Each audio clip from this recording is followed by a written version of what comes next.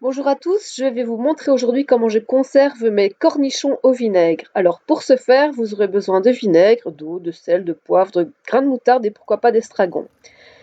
Alors en fonction de la quantité de votre bocal, donc moi ici j'ai des bocals de 500 millilitres, donc je dois faire un quart d'eau, un quart de vinaigre que je vais mettre à chauffer, donc que je vais mettre à bouillir.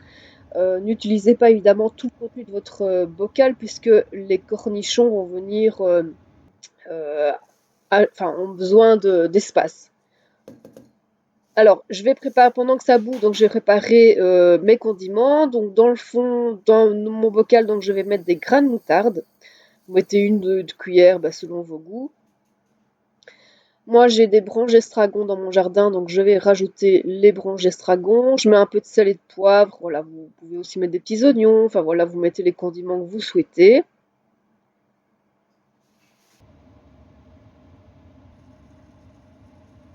Une fois que ça commence à bouillir, je vais verser le contenu dans mon bocal, histoire que les euh, condiments puissent donner du goût à mon jus, à mon vinaigre.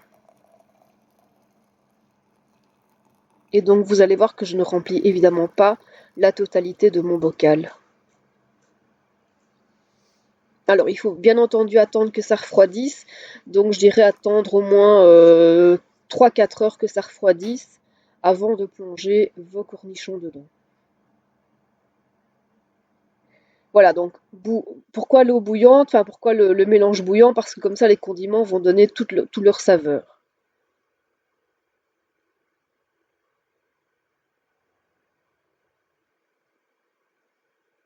Une fois que le liquide est froid, eh bien je peux plonger mes cornichons que j'ai bien entendu préalablement lavés, brossés, puisque vous savez que les cornichons, si vous les touchez, il y a des petits poils, donc il faut et bien entendu les brosser, enfin vous brossez ça avec vos doigts, hein, ça s'enlève très facilement ou avec un essuie, un torchon.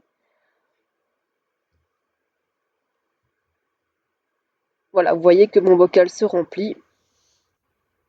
Et vous n'oubliez pas de retourner le bocal de temps en temps au cours de la journée pour que le mélange puisse s'harmoniser au cours, enfin en tout cas pour le bocal. Voilà, j'espère que cette vidéo vous aura plu et il faut évidemment attendre un mois avant de déguster vos cornichons. À très bientôt.